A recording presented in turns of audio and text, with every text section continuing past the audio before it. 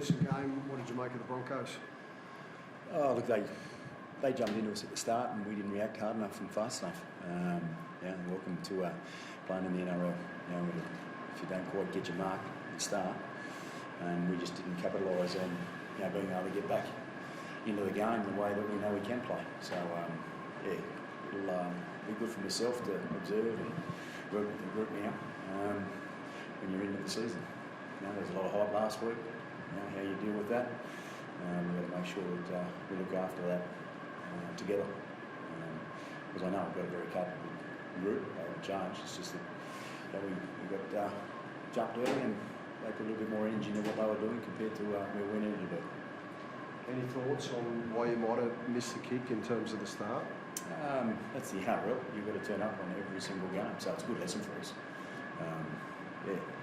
You mentioned the hype. Do you think that, obviously it was a massive win over the Roosters last week, do you think that was a distraction? No, not really. I mean, at the end of the day, obviously, I think one thing for us is that we're going to learn that from this one is that everything matters. Everything matters to be able to prepare and get yourselves ready for the NRL. It was a tight contest in the first half that unfortunately slipped away from you guys in the second half. What was that message going into the shed at half time that didn't quite make it out to the field in that second half? We just need to play our brand of football. We didn't give ourselves in the check the first half. Although we were still in the game, we're nowhere near our best. And that sort of spilled over into the second half. We were loose again with our defence and then didn't respect the ball. So. The Broncos were clinical in attack last week against the Roosters, and tonight that seemed a little bit rattled by the line speed of the Raiders. So, Madge, do you see that as sort of one of the reasons why the error count was a lot higher this week than last week? Yeah, look, I'll take a fair bit on this one. I'll keep that opinion to myself because I'll be able to share that with my players. But I'm going to wear a bit around this performance, just on understanding the playing group, getting to know them at a higher level. I'm learning about the group all the time.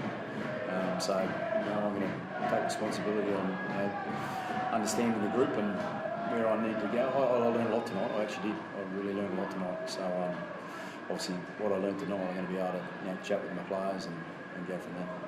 And your first interchange wasn't until that 30th minute mark. Was that sort of a plan of yours to hold those fresh legs back until later on in the game? Yeah, I mean, obviously you look at a game and how it's flowing, and you've only got 8 subs, so how we sort of roll through our subs is planned, but sometimes that can change. But we obviously look at all those things and how we're going to move forward. Michael, you were probably here last year when there was a bit of a smell in the stadium. I believe there was a bit of a smell down your end again tonight. I didn't, but I do know they want another stadium. Obviously, I've spent a bit of time here and being at Canberra, we'd love to see a new stadium.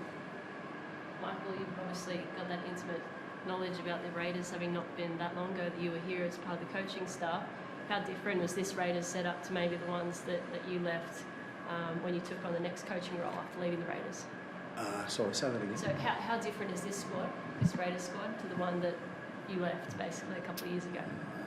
Well, look, I'm not really going to comment too much about them. I'm obviously focused on my group.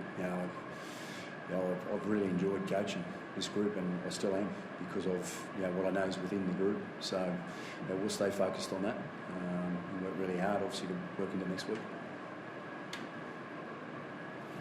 Thank you. Thanks.